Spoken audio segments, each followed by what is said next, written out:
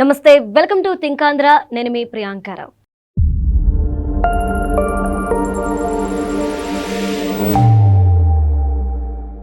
జగన్మోహన్ రెడ్డి గారికి తెలంగాణ హైకోర్టులో చొక్కెదురైంది.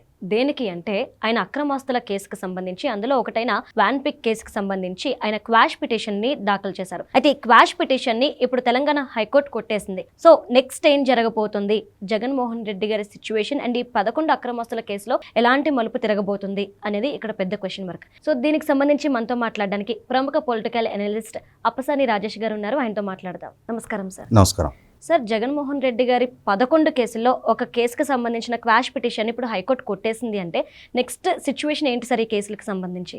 వాస్తవంగా జగన్మోహన్ రెడ్డి గారు ఆయన మీద నమోదైన వ్యక్తిగత అక్రమాస్తుల కేసులు, ఆ కేసుల వ్యక్తిగత హాజరు నుంచి మినహాయింపు పొందుతూ ఉన్నారు.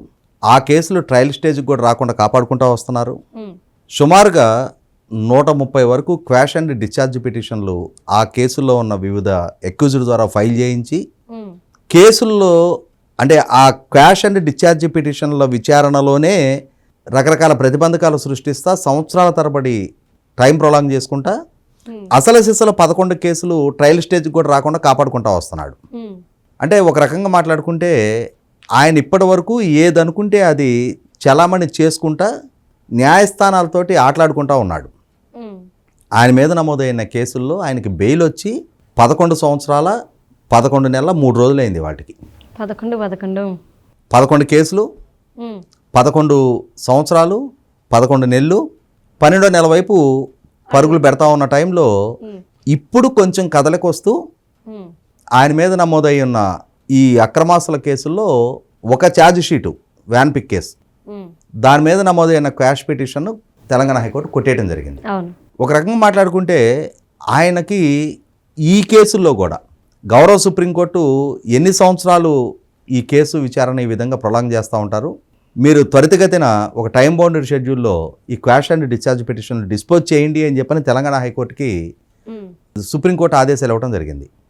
దాని మీదట తెలంగాణ హైకోర్టు కూడా 2024 ఫిబ్రవరి ఆఖరికే ఈ కేసులు మొత్తాన్ని డిస్పోజ్ చేయమని చెప్పని గతంలోనే సిబిఐ కోర్టుకు ఆదేశాలు ఇవ్వడం జరిగింది.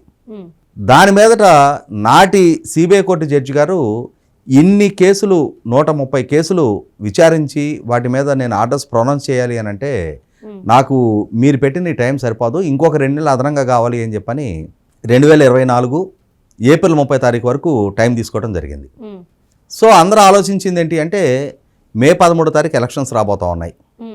ఏప్రిల్ 30 తారీఖు నాటికి సిబిఐ కోర్టు జడ్జి గారు ఏదో ఒక నిర్ణయం తీసుకోబోతారు. ఈ తీసుకున్న నిర్ణయం రేపు రోజున జగన్మోహన్ రెడ్డి గారికి కనుక వ్యతిరేకంగా నిర్ణయం తీసుకొని ఆయన మీద ఉన్న క్వాష్ అండ్ డిశ్చార్జ్ పిటిషన్ కనుక కొట్టేసి ఆయన మీద నమోదైన అసలు ప్రధాన కేసులు 11 మీరు ట్రయల్ బిగిన్ చేయండి అని చెప్పని కనుక సిబిఐ కోర్టు జడ్జి గారి ద్వారా ఒక నిర్ణయం కనుక వెలువడిన పక్షంలో ఎన్నికలలో ఆయనకి మరింత ప్రతికూలంగా మారడానికి ఆస్కారం ఉంటుందని చెప్పని కూడా అందరూ అనుకున్నారు. కానీ అక్కడ కూడా జగన్మోహన్ రెడ్డి గారు కొంత సహకారమే దక్కింది. ఎందుకంటే ఏప్రిల్ 30 వరకు ఎక్స్టెండెడ్ టైం పీరియడ్లో ఉన్నారు ఆయన. ఫిబ్రవరి ఆఖరి వరకు హైకోర్టు గడువు ఇస్తే దాన్ని ఏప్రిల్ 30 వరకు అదనంగా గడువు తీసుకున్న జడ్జి గారు దాని మీద నిర్ణయం వెలువరించడానికి ముందుగానే ఆయన ట్రాన్స్ఫర్ చేశారు. వాస్తవంగా జగన్మోహన్ రెడ్డి గారి ఈ కేసుల విచారణ మొదలుపెట్టిన తర్వాత ఈ జడ్జి గారు 6వ జడ్జి గారు ట్రాన్స్ఫర్ అయిపోవటం. ఇక్కడ ఏమవుతుంది, ఏ జడ్జి గారు అయితే కేసు విచారణ వింటారో వారే జడ్జిమెంట్ ఇవ్వాలి. అలా కాకుండా జడ్జిమెంట్ ఇచ్చే టైంకి ఈ జడ్జి గారు మారిపోవటంతో మళ్ళీ ఇంకొక జడ్జి గారు రావటం, మనకి ఒక సామెత ఉంది కదా, రెడ్ వచ్చి మొదలాడే అని చెప్పని, మళ్ళీ ఇంకొక జడ్జి గారు రాగానే మళ్ళీ మొదటి నుంచి ఎత్తుకోవటం, మళ్ళీ మొదటి నుంచి ఆయన కేసుల విచారణ వినటం. దీంతో ఇది ఒక అరిగిపోయిన రికార్డు లాగా ఈ కేసుల విచారణ ఆ జడ్జి గారికి వినిపించడం, ఆయన తీర్పు ఒక నిర్ణయం వెలువరించడానికి ముందే ఆయన ట్రాన్స్ఫర్ చేయటం, ఒక నిరంతర ప్రక్రియ లాగా Jaganmohan Reddy garu this is going to be a నిరంతర ప్రక్రియ అనే ఒక డైలాగ్ ఉంటుంది కదా, ఆయన నోటి నుంచి వాడిన డైలాగు. అలాగే ఈ కేసుల విచారణ కూడా అలాగే కొనసాగుతూ ఉంది. కొత్తగా జడ్జి గారు వచ్చారు, ఈలో ప్రభుత్వం మారింది, జగన్మోహన్ రెడ్డి గారు అధికారానికి దూరం అయ్యారు. సో ఆయన హానీమూన్ పీరియడ్కి ముగిసింది అని చెప్పని అందరూ అనుకున్నారు. కానీ ఎందుకో తెలీదు, ఆయన ముఖ్యమంత్రిత్వాన్ని సాకుగా చూపించి కేసుల విచారణ వ్యక్తిగత హాజరు నుంచి ఆయనకు మినహాయింపు ఇస్తూ వచ్చారు. నా ముఖ్యమంత్రి విధులకి ఆటంకం అవుతుంది, కాబట్టి ప్రతి శుక్రవారం కోర్టు విచారణకు హాజరు నేను కాలేను. నేను ఒకసారి విచారణకు హాజరైతే 60 లక్షల రూపాయలు ఖర్చు అవుతుంది. వాస్తవంగా మాట్లాడుకుంటే అది కూడా న్యాయస్థానం పరిగణలోకి తీసుకోవాల్సిన నష్టం లేదు. ఎందుకంటే ఆయన ముఖ్యమంత్రి పదవికి ఆయన కేసులకి సంబంధం లేదు. ఆయన ముఖ్యమంత్రి అయ్యే నాటికే ఆయన మీద కేసులు నమోదయ్యి ఉన్నాయి. ఒక అక్యూజ్డ్గా ఆ కేసుల విచారణకు ఆయన హాజరై తీరాలి. అలా హాజరు అవ్వటానికి ఆయన ముఖ్యమంత్రి పదవిని సాగ్గా చూపడానికి వీల్లేదు. అయినా సరే ఆయన ప్రజలు ఎన్నుకున్న ముఖ్యమంత్రి కాబట్టి న్యాయస్థానం పరిగణలోకి తీసుకొని వెసులుబాటు ఇచ్చింది. ఇవాళ ఆ ముఖ్యమంత్రి పదవి దూరం జరిగి సంవత్సర కాలం దాటిపోయింది. ఇవాళ ఎందుకని ఆయనకి వ్యక్తిగత హాజరు నుంచి మినహాయింపు కొనసాగిస్తూ ఉన్నారు? ఇవాళ ఆయన ముఖ్యమంత్రి కాదు కదా. ఆయన ముఖ్యమంత్రిగా విధుల నిర్వహణని సాగ్గా ఆ రోజు చూపించారు. ఆయన ఇప్పుడు బెంగళూరులో ఉంటున్నాడు, రిలాక్స్డ్గా ఆయన ఖాళీ టైంని ఎంజాయ్ చేస్తూ ఉన్నాడు. అయ్యా ఇక అయిపోయింది నీ ముఖ్యమంత్రి పదవి, నువ్వు ఇక రా కోర్టుకు అని చెప్పని మామూలుగా జగన్మోహన్ రెడ్డి గారి స్థానంలో ఒక సివిలియన్ మీరు నేను ఉంటే మనల్ని అయితే న్యాయస్థానాలు ఊరుకుంటాయా? విచారణ సంస్థలు ఊరుకుంటాయా? 2-3 వాయిదాలకు మించి కనుక మనం ఆబ్సెంట్ అయితే మనకు వారెంట్ ఇస్తారు, నాన్ అవైలబుల్ వారెంట్ ఇస్తారు, మనల్ని జుట్టు పట్టుకొని లాక్కెళ్ళి తీసుకెళ్లి కోర్టు బోన్లో నుంచోబెడతారు.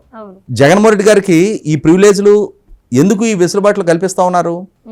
సరే అవి కూడా ఎంజాయ్ చేస్తూ ఉన్నాడు.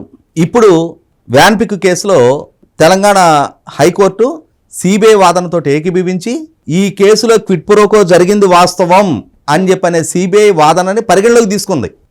వాళ్ళ నాయన రాజశేఖర రెడ్డి గారి ద్వారా వ్యాన్ పిక్ సంస్థకి 28,000 ఎకరాల భూముల కేటాయింపులు, ఈ నిర్ణయం ద్వారా వ్యాన్ పిక్లో కో ప్రమోటర్ అయిన నిమ్మగడ్డ ప్రసాద్ గారి ద్వారా 800 కోట్ల పైగా జగన్మోహన్ రెడ్డి గారి సంస్థలో పెట్టుబడులు పెట్టబడ్డాయి. కాబట్టి ఇక్కడ జగన్మోహన్ రెడ్డి గారికి సంస్థల్లో నిమ్మగడ్డ ప్రసాద్ గారి ద్వారా పెట్టుబడులు పెట్టడం ద్వారా ఆయనకు ప్రయోజనం చేకూరింది, వాళ్ళ నాయన ప్రభుత్వం ద్వారా వ్యాన్ పిక్ సంస్థకు ప్రయోజనాలు చేకూరాయి. మీకు ఈ ప్రయోజనాలు కల్పిస్తున్నాం కాబట్టి మీరు మా అబ్బాయి సంస్థలో పెట్టుబడులు పెట్టండి అనే ఒప్పందం మాటనే ఈ ప్రయోజనాలు చేకూరాయి అనేది సిబిఐ వాదనని పరిగణలోకి తీసుకొని ఇవాళ క్వాష్ పిటిషన్ కొట్టేసి ట్రయల్ స్టేజ్కి మార్గం సుగమం చేశారు. అంటే ఇకనైనా జగన్మోహన్ రెడ్డి గారి హనీమూన్ పీరియడ్ ముగిసినట్టుగానే భావించవచ్చా? ఇప్పటికైనా సరే ట్రయల్ స్టేజ్కి కేసులు రావటానికి మార్గం సుగమమైనట్టే భావించవచ్చా? కనీసం ఇప్పటి నుంచైనా ఆయనకి దక్కుతా ఉన్న ఈ వ్యక్తిగత హాజరు మినహాయింపు వెసులుబాటు నుంచి దాన్ని రద్దు చేసి ఆయన కూడా ఒక కామన్ సివిలియన్గానే పరిగణించి చట్టం ముందు న్యాయం ముందు ఎవరికి అడిషనల్ ప్రివిలేజెస్ ఉండవు. అలాగే రాజకీయ నాయకులు ముఖ్యమంత్రులు మాజీ ముఖ్యమంత్రులు కాబట్టి అని చెప్పని వాళ్ళ కేసులు విచారణ జరగకుండా అడ్డుకొని వాళ్ళకి అదనపు ప్రివిలేజెస్ కలిపేమో సామాన్యుడికి అదనపు భారం మోపం. చట్టం ముందు అందరూ సమానమైన ఎలా అయితే మనందరం చెప్పుకుంటామో అది నిజమేనని చెప్పి నిర్ధారణ చేస్తూ జగన్మోహన్ రెడ్డి గారి కేసులు వేగవంతంగా పరిష్కరించి ఆయన గిల్టీ అయితే ఆయనకి శిక్షలు ఖరారు చేసి 100,000 కోట్ల రూపాయల అక్రమాలకు పాల్పడ్డారు అని చెప్పని సిబిఐ ఆరోపిస్తున్న అంశంలో నిజమేంటో అబద్ధమేంటో ప్రజలకి తెలియజెప్పాల్సిన బాధ్యత న్యాయస్థానాన్ని. కాబట్టి ఇప్పటికైనా సరే ఈ క్వాష్ పిటిషన్లు సాకుగా విచారణ వేగవంతం కాకుండా ఇప్పటిదాకా ఆయన అడ్డుకుంటా ఉన్నారు. ఇవాళ ఆ హడ్డీలు కూడా ఓవర్కమ్ అయ్యారు. 100% వీలైనంత త్వరగా విచారణ ముగించాలి. జగన్కి శిక్ష పడాలంటారు. అంటే 100 కోట్ల రూపాయల అక్రమ పెట్టుబడులు ఆయన సంస్థలకు వచ్చాయి అనంటే ఆయన ప్రభుత్వం ద్వారా వాళ్ళ నాయన ప్రభుత్వం ద్వారా ఆయాచిత లబ్ధి ఆ సంస్థలకు చేకూరింది అనంటే ఇక్కడ 1,000 కోట్ల రూపాయల ప్రజాధనం ఇన్వాల్వ్ అయి ఉంది. వాటిని రికవర్ చేసి జగన్మోహన్ రెడ్డి గారి సంస్థల్లో పెట్టిన పెట్టుబడులని తిరిగి ప్రభుత్వానికి గట్టించాలి. తిరిగి ప్రజలకి ఇవ్వాలి 100%. Okay, right. Thank you so much sir.